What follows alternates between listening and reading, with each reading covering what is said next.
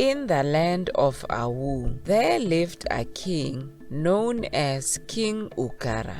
King Ukara was the 14th king to rule the land of Awu, and he was a very kind king who cared about and looked after his people. He ensured that everyone had a life of ease under his rulership. And because of his kind heart and concern for all classes of his people, he became the king after the people's heart.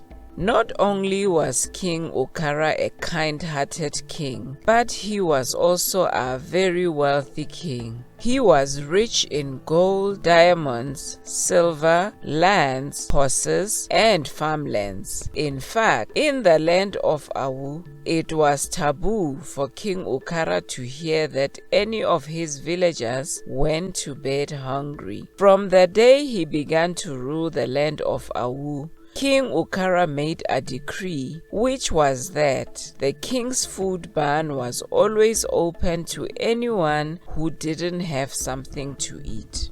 So, every day, it was quite normal to see the villagers of Awu go in and out of the king's barn with a basket of foodstuff enough to feed their families for the night.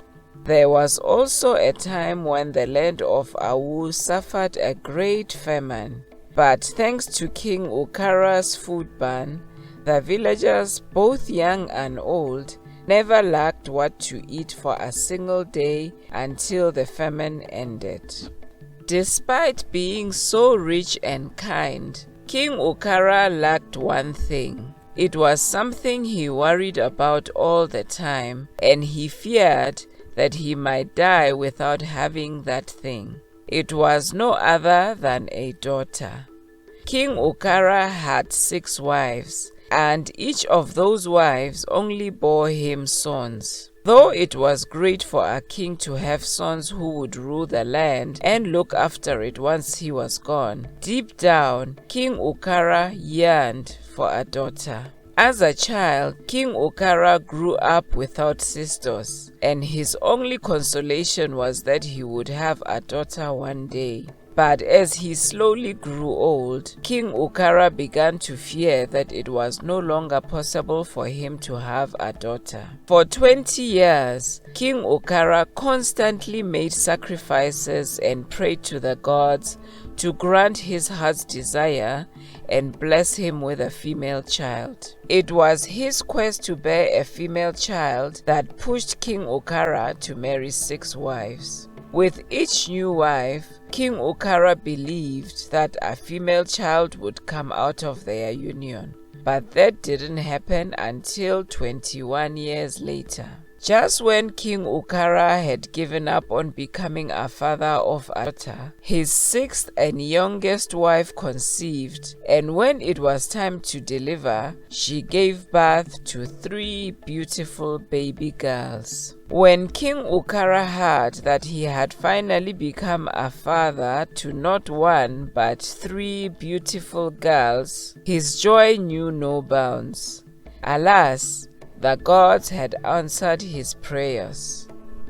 To show his gratitude and appreciation to the gods for giving him triplets after waiting for so many years, King Ukara declared a 3-day non-stop feast for the villagers. He wanted the villagers to eat, drink, and be merry to their satisfaction, and the villagers did exactly as the king had ordered. After reflecting on the long years he had waited, King Ukara named his daughters Eno, Ama, and Ini, meaning gift, beloved, and the god's timing. All 3 names signified something special to King Ukara. As his 3 daughters grew, King Ukara showered them with love, and he pampered his princesses more than he pampered his older sons. To show his love to his daughters, there was nothing that the princesses asked for that King Ukara did not give them. He ensured they wore the most beautiful fabrics, adorned their necks with the most expensive gold, and shoes that no one in the land of Awu could find anywhere else. So many times, King Ukara would forget that he was a king, and he would sit and play on the floor with his princesses. He bonded so much with his princesses that his princes and other wives began to complain about his relationship with them. You shouldn't be seen playing with the princesses like that. Don't forget you are the king of this land. King Ukara's first wife tried to persuade King Ukara, but King Ukara didn't pay any attention to her. Not only the queen and the princes, but also King Ukara's noblemen complained bitterly about the king's close relationship with his daughters. They also noticed that the king had become more childlike ever since his youngest wife gave birth to the triplets, and it really bothered them. Don't worry about me. I'm only being a father to my daughters. Remember, to them, I am a father first before a king. This was usually King Ukara's response to his noblemen. Despite everything everyone told King Ukara, he didn't stop caring for his daughters and playing with them. Even as teenagers, King Ukara would play hide and seek with his daughters in the courtyard. He would go fruit harvesting with them in the orchard, and sometimes whenever there was an annual festival in the village square, King Ukara would prefer to grace the occasion with his 3 beautiful daughters. By this time, the villagers had heard of King Ukara's immense love for his daughters. There were even rumors that King Ukara loved his daughters more than his sons, but those were just rumors. King Ukara loved all his children equally. He just preferred to spend more time and bond with his daughters. As years passed, the 3 princesses reached a marriageable age, and this really bothered King Ukara. He had invested so much in his daughters. He trained them in cooking, art, archery, sewing, reading, and writing, and so much more. King Ukara's desire was for the right man to marry his daughters, and he didn't care about the men's background. He wanted men who would love his daughters as much as he did, not men who would marry them because of the material things they would gain from them. As expected, as the news spread that King Ukara was looking for husbands for his princesses, men from far and wide came to seek the princesses' hands in marriage. Princes from different villages came with gifts, horses, and the finest fabrics. But King Ukara was not looking for men with the most expensive material things. He wanted men who had pure hearts, men who would give up on the world for his princesses. For 2 long weeks, men from different walks of life flocked to King Ukara's palace with the expectation that the king would pick 3 men for his daughters. But King Ukara did not. Even the 3 princesses quietly anticipated men their father would choose for them. But when their father failed to pick men for each of them, the princesses became worried. There was an orchard where King Ukara and the 3 princesses used to go every weekend to harvest fruits. The 4 of them loved to harvest fruits while chatting and laughing, and right from the time the princesses could walk, King Ukara never missed a harvest day with his beautiful daughters. But on one particular weekend, King Ukara had an unexpected meeting with his noblemen, forcing him to tell the princesses to go to the orchard and that he would join them as soon as he was done with his meeting. Without any hesitation, the 3 princesses clutched their harvest baskets and proceeded to the orchard without their father. Little did they know that something bad was waiting for them at the orchard, and that the unexpected meeting with their father had been deliberately fixed so King Ukara could be distracted.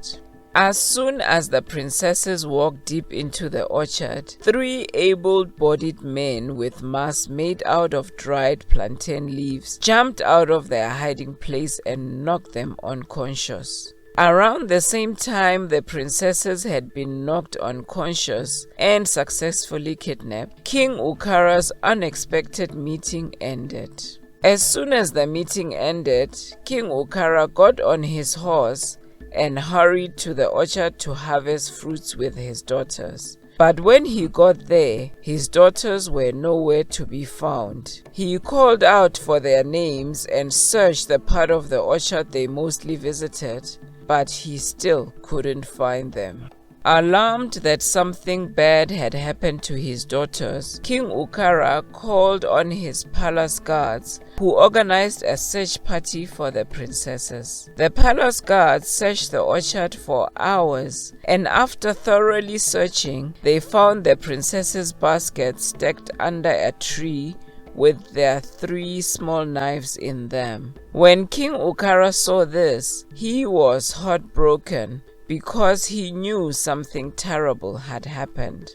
And for the first time in a long time, he cried out in a loud voice. In the land of Awu, it was a very big taboo for the king to cry because the king's tears were believed to bring hardship to the village. For 3 days and 3 nights, the palace guards tried their best to find the 3 missing princesses, but to no avail. At first, the king did not want to inform the people of the village that the princesses had been kidnapped because he didn't want to cause panic. But after 3 more nights of searching with no results, he was forced to make it public. Not only did the king share the news of the princess's disappearance with the public out of desperation, he also promised a great reward to anyone who could find them. The reward was the princess's hand in marriage. When the people heard that there was something in for them if they could help find the 3 princesses, they began to form search parties to help find the princesses faster. While all of this was happening in the village of Awu, there were 3 men, Akam, Udo, and Mfon, who had seen the princesses many times and liked them.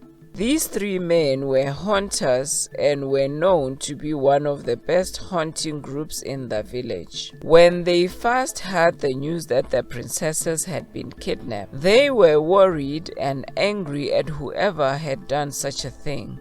As soon as King Ukara gave his permission to the villagers to help search for the princesses, these 3 hunters began their own private search.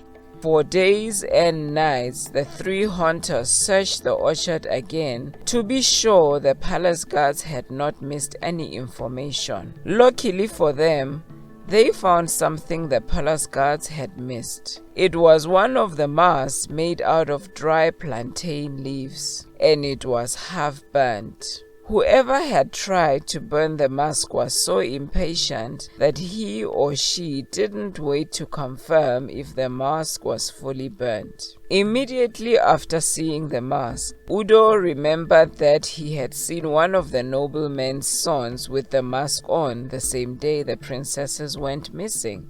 Without doubting his instincts, Udo and the other 2 hunters decided to pay an unannounced visit to that nobleman's compound. Fortunately for them, there was no one in the nobleman's compound when they arrived. Almost everyone in the village was either at the king's palace or actively searching for the princesses. With no one in the nobleman's compound, the 3 hunters seized the opportunity to thoroughly search the compound, and to their greatest horror, they found the 3 princesses in a closed hut. The princesses were awake, but their hands and legs were tied and their mouths were gagged with thick clothes. Without wasting time, the 3 hunters untied the princesses and carried them out of the hut. As soon as other villagers saw the hunters with the 3 princesses, who had been missing for over a week, they began singing, clapping, and praising the hunters. The villagers sang and clapped so loud that their songs could be heard from the king's palace. When King Ukara heard the villagers' songs and claps, he asked the palace guards about it. As soon as one of his palace guards told King Ukara that the princesses had been found, King Ukara left his throne and ran to the village square, where his daughters and the hunters were. When he reached the village square, King Ukara was thrilled to see his daughters and hugged them tightly. After he had his moment with his daughters, he turned to the 3 brave hunters who had helped find the princesses and offered them the princess's hand in marriage, just as he had promised whoever could find the princesses. Initially, the hunters did not want to accept to marry the princesses because they claimed they were only repaying King Ukara for all his kindness to the villagers. But when King Ukara insisted, the 3 hunters had no choice but to say yes. Shortly after the 3 hunters talked with King Ukara, one of the 3 hunters, Udo, spotted the nobleman's son, whom he had seen with the mask made out of dried plantain leaves.